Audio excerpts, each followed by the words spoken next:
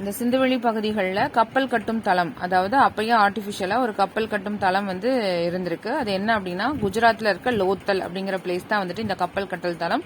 இதில் லோத் அப்படின்னா என்ன மீனிங் அப்படின்னா இரத்தல் அப்படின்னு சொல்லிட்டு அர்த்தம். இந்த லோத்தில் கண்டுபிடிச்சவர் யாரு அப்படின்றத நம்ம பின்னாடி பார்க்கலாம்.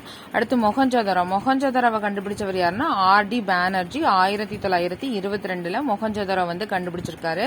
இங்க வந்து ஒரு ஆண் சிலை கிடைச்சிருக்கு. இந்த மொஹஞ்சதாரோ வந்து எங்க அப்படின்னா லர்கானா மாவட்டத்துல சிந்து நதிக்கரையில கிடைச்சிருக்கு. இந்த மொஹஞ்சதாரோ அப்படிங்கிற பிளேஸ்ங்கிறது லர்கானா மாவட்டம் சிந்து நதிக்கரை பகுதியை சார்ந்தது. குஜராத்ல பார்த்தோம் அப்படின்னா தந்தத்திலான அளவுகள் வந்து கிடைச்சிருக்கு. அதுதான் இருக்கிறதுல மிக சிறிய அளவு 1704 மில்லிமீட்டர் உடைய இந்த சிறிய அளவுகோல் வந்து தந்தத்தினால செய்யப்பட்டது குஜராத்ல கிடைச்சிருக்கு. அதுக்கப்புறம் வந்துட்டு இந்த யூனிகார்ன் அப்படிங்கறது நம்ம இப்ப பாக்குறோம் இல்லையா, அந்த கொம்பு வச்சிருக்க குதிரைகள், அந்த மாதிரி ஃபார்மேட்லாம் கிடைச்சிருக்கு. அதே மாதிரி 3 உருளை வடிவ முத்திரைகள் இதெல்லாம் கிடைச்சிருக்கு. மனிதர்களால் முதல்ல கண்டுபிடிக்கப்பட்ட உலோகம் என்ன அப்படின்னு பார்த்தோம்னா செம்பு தான். இவங்க வந்து செம்பு தான் யூஸ் பண்ணி இருந்திருக்காங்க.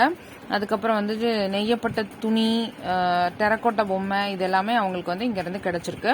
மொஹஞ்சதாரோல பார்த்தோம்னா வெண்கல பென்சிலை நடனம் அது கிடைச்சிருக்கு. அதை பார்த்துட்டு சர்ஜான் மார்ஷல் வந்து வியப்படைகிறார். ஏன்னா அப்பயே அவங்க வந்துட்டு இந்த மெழுக வந்து அச்சுல ஊத்தி வார்க்கும் அந்த ஃபார்மெட்டை வந்து தெரிஞ்சிருக்காங்க அப்படின்றத பார்த்துட்டு அவர் வந்து வியப்படைச்சிருக்காரு. அவங்க யூஸ் பண்ண உடைகள் நம்ம ஆல்ரெடி பார்த்திருப்போம். பருத்தி பட்டு யூஸ் பண்ணியிருப்பாங்க.